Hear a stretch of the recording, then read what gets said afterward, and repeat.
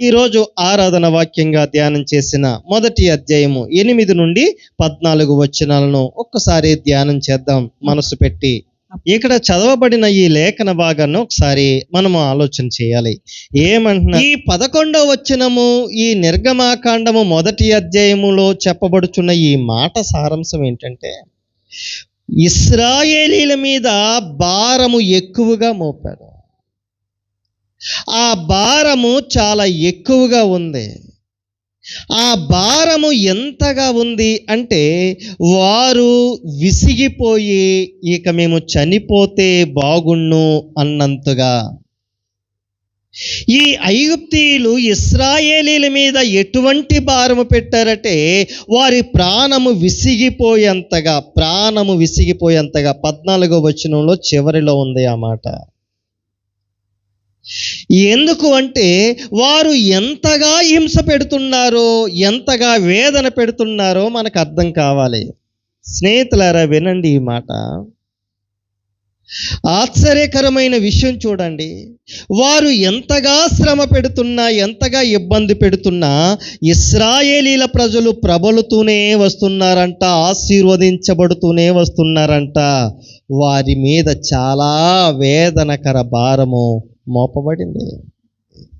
వెట్టి పనులు, భారము ఎక్కువగా మోపారు. స్నేహితులారా, వినండి ఈ మాట మీతో చెప్పాలి. ఇశ్రాయేలీల ప్రజలు ఓ మంచి ఆలోచనతోనే ఐగుప్తు దేశానికి వెళ్ళారు. ఇశ్రాయేలీల ప్రజలు ఓ ప్రణాళికతోనే ఐగుప్తు దేశానికి వెళ్ళారు. కానీ అక్కడ వెట్టి హింసలు, వెట్టి చాకిరీ చేయిస్తూ ఉంటే దేవునికి మొర్రపెట్టగా దేవుడు చూస్తూ ఊరుకోలేకపోయాడు. అప్పుడు ఏమైంది? 2వ అధ్యాయము 11వ వచనం. వారి ప్రాణము విసికి దేవునికి మొరపెట్టగా దేవుడు మోషేకి ప్రేరేపణ కలుగచేసి, నా ప్రజలైన వారు బాధపడుతున్నారు అని చెప్పి అక్కడ మోషేను వారి యొద్దకు పంపించాడు. ఎందుకు అంటే, వారి భారం సామాన్యంగా లేదు. వెట్టి చాకిరి, వెట్టి భారము వారి మీద పడుతూ ఉంది. ఇంకా మనకు 5వ అధ్యాయము నిర్గమాకాండం 4వ వచనం ఒకసారి చదవాలి. ఇక్కడ చెప్పబడుచున్న మాట ఏంటి అంటే, ఈ మోషే వారి భారాన్ని చూశాడు.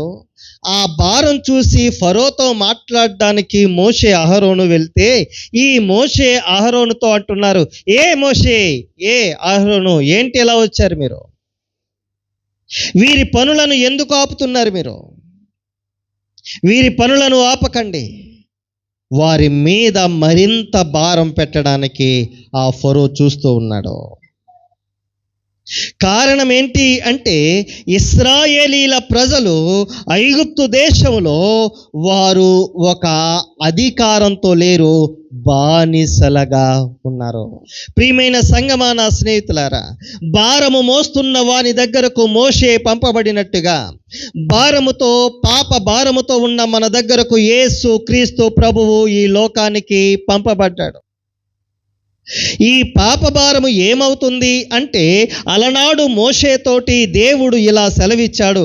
ఒకసారి చూడండి, నిర్గమాకాండము 6వ అధ్యాయము 6-7 వచనాలను ఒకసారి చదువుదాము. ప్రియమైన సంగమా, స్నేహితులారా, అలనాడు మోషేను పిలిపించి ఇలా మాట్లాడుతున్నాడు దేవుడు. మోషే, అహరోను, మీరు వినండి. నేను ఇశ్రాయేలీల ప్రజల దగ్గరకు నేను మిమ్మల్ని పంపిస్తున్నాను. మీరు వెళ్ళి వారితో ఇలా మాట్లాడండి. వారి భారము మీ మీద చాలా భారంగా ఉందని నాకు అర్థమవుతుంది. మీ మొర దేవుడు విన్నారని చెప్పండి. ఎందుకంటే మీరు వేదన పడుతుంటే ఆయన చూస్తూ ఊరుకోలేకపోతున్నాడు. మీరు బాధపడుతుంటే ఆయన సహించలేకపోతున్నాడు. మీరు ఏడుస్తూ, కుమిలిపోతూ, కృషించిపోతూ ఉంటే మీకు దేవుడుగా ఉన్న యెహోవా అనే ఆయన నలిగిపోతున్నాడు. కనుక ఆయన మీ బాధను చూశాడు. కనుక మీరు విడిపించబడినట్లుగా, ఐగుప్తు దాస్యత్వము నుండి విడిపించబడినట్లుగా, ఐగుప్తు బానిసత్వము నుండి విడిపించబడినట్లుగా మీరు విడిపించబడతారు. కనుక మిమ్మలను విడిపించు యెహోవాను నేనే అని చెప్పి మీరు వెళ్ళి ప్రకటన చేయండి అని చెప్పారు. అదే కోవ, అదే మాట యేసు క్రీస్తు ప్రభువులో మనం చూస్తామండి. మనము దాస్యత్వము కింద ఉన్నాము, పాపములో ఉన్నాము, మగ్గిపోతూ ఉన్నాము. పాపపు విధానము మనలో ఉంది. పాప భారము చేత మనము లేవలేక ఉన్నాము. కూరిపోతున్నాం. ఈ లోకమనే దాస్యత్వము కింద కృంగిపోయినప్పుడు, కృషించిపోయినప్పుడు యేసు క్రీస్తు అనే దేవుడు ఈ లోకానికి వచ్చి దాస్యత్వము కింద, ఏ దాస్యత్వము? పాపము అనే దాస్యత్వము కింద, పాపము అనే భారము మోస్తూ వెళుతూ ఉంటే ఆయన వచ్చి ఇలా మాట్లాడుతున్నారు. మత్తయి సువార్త 11వ అధ్యాయము 28వ వచనములో ఇలా రాస్తూ ఉన్నారు. ప్రయాసపడి భారము మోయుచున్న వారలారా నా యొద్దకు రండి, నేను మీకు విశ్రాంతిని కలుగ చేస్తాను. నా భారం మీకు తేలికగా ఉంటది. నా సిలువను ఎత్తుకొని మీరు మోయండి, మీ భారాన్ని నేను తీస్తాను అంటాడు ఆయన. ప్రియమైన సంగమా, నా స్నేహితులారా, మనము ఆరాధించే దేవుణ్ణి ఎందుకు ఆరాధిస్తామో తెలుసా? మన మీద ఉన్న పాప భారాన్ని తొలగించినందుకు ఆ దేవుణ్ణి ఆరాధిస్తాము. అలనాడు ఇశ్రాయేలీల ప్రజల మీద ఉన్న భారాన్ని ఈ మోషే అనే దైవజనుడు ఆ పాప భారాన్ని ఎలా తొలగించాడో, యేసు క్రీస్తు అనే దేవుడు మన పాప భారాన్ని తొలగించినందుకు ఈ రోజు మనము ఆయనను ఆరాధించబోతున్నాం. స్తోత్రం కలుగును గాక. ఆరాధించాల్సిన బాధ్యత మన మీద ఉంది. ఎందుకంటే మన మీద ఉన్న ప్రతి పాప భారము తొలగించబడింది ఆ కల్వరి శిలువలో కరుణామయుడైన యేసుక్రీస్తు చేసిన త్యాగమును బట్టి.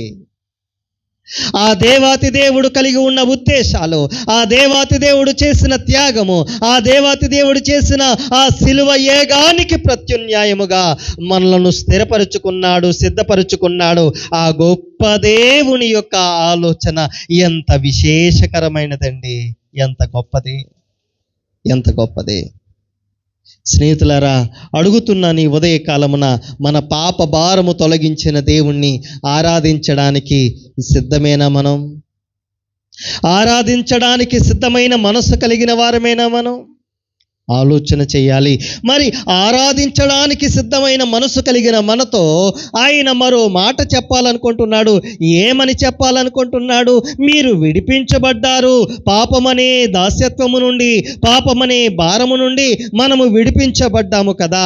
విడిపించబడిన మనతో ఆయన ఇంకొక మాట ఏదో చెప్పాలనుకుంటున్నాడు. ఈ మాట చెప్పకుండా ఆయన ఉండలేకపోతున్నాడు. ఏంటో ఒక్క మాట చదువుదాం చూడండి. గలతీ పత్రిక 5వ అధ్యాయము 1వ వచనాన్ని ఒకసారి చదువుదామండి. ఈ మాట చదివినప్పుడు నాకు భయమయ్యింది. ఎందుకు అంటే దేవుడు క్రీస్తు మనకు స్వతంత్రులుగా చేశాడు, పాపం నుండి విడిపించాడు, రక్షణ ఇచ్చాడు, రక్షణ వస్త్రాన్ని ఇచ్చారు, మనకు ఎంతో ఆనందాన్ని ఇచ్చారు. ఈ స్థలమందున్న ప్రియమైన సోదరి, నా స్నేహితులారా, అడుగుతున్నాను, నాకు సమాధానం చెప్పండి. మనము రక్షించబడినప్పుడు, బాప్తీసం తీసుకున్నప్పుడు, యేసు క్రీస్తు ద్వారా నేను మారు మనసు పొందానండి అని చెప్పినప్పుడు మన హృదయం ఎలా ఉంది? ఎంత తేలిగ్గా ఉన్నాం మనం, ఎంత ఆనందంగా ఉన్నాం మనం, ఎంత ఉత్సాహంగా ఉన్నాం మనం. ప్రభువా, ఇంత పాపినైనా నన్ను ప్రేమించి నాకు ఇంత భాగ్యాన్ని ఇచ్చావా ప్రభువా అని చెప్పి ఆయనను మహిమపరిచాము కదూ మనం. సరే, ఎందుకు మహిమపరిచాము మనము అంటే, ఈ దాస్యమును కాడి కింద నుండి యేసు రక్తం ప్రతి పాపము నుండి పవిత్రునిగా చేయును అను మాట మన జీవితంలో నెరవేరింది కదూ. రక్షించబడినప్పుడు ఈ పాపమనే దాస్యత్వము నుండి మనము తప్పించబడ్డాము కదో. ఈ పాపమనే దాస్యత్వం నుండి తప్పించబడిన తరువాత ఆయన ఒక హెచ్చరిక చేస్తున్నాడు.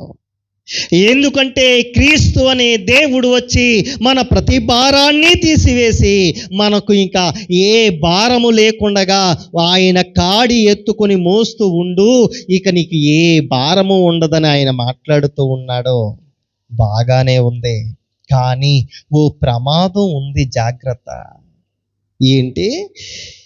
కాబట్టి మీరు స్థిరముగా నిలిచి మరలా దాస్యమును కాడి కింద చిక్కుకొనకుడి. మరలా ఆ పాపములో, దాస్యములో చిక్కుపడే ప్రమాదం ఉంది, జాగ్రత్త. ఏ దాస్యం నుండి అయితే విడిపించబడ్డామో, ఏ పాపము నుండి అయితే విడిపించబడ్డామో, ఏ దాస్యత్వం నుండి అయితే మనము అమ్మయ్యా నాకు అంత సవ్యంగా జరిగింది ప్రభువా, నీ దయ వలన నన్ను విడిపించావు, నన్ను రక్షించావని ఏ నోటితో అయితే అన్నామో, ఏ దేహము ద్వారా చెప్పామో, మరలా అదే దేహము అదే పాపంలోనికి మరలా చిక్కుబడిపోతామేమో. జాగ్రత్త, మరలా దాస్యమును కాడి క్రింద మీరు చిక్కుకొనకుడి. ఈరోజు మనము ఆరాధించే దేవుడు మనకు స్వతంత్రత అనుగ్రహించాడు. మనము ఆరాధించే దేవుడు మనకు విడుదలనిచ్చాడు. పాపము నుండి విడుదల, దాస్యము నుండి విడుదల ఇచ్చాడు. కనుక మనము స్వతంత్రులమయ్యాము. ఇక మనము పాపములకు దాసులము కాదు. పాప భారము మన మీద లేదు. కనుక మనము ప్రభువుని ఆరాధిస్తాము.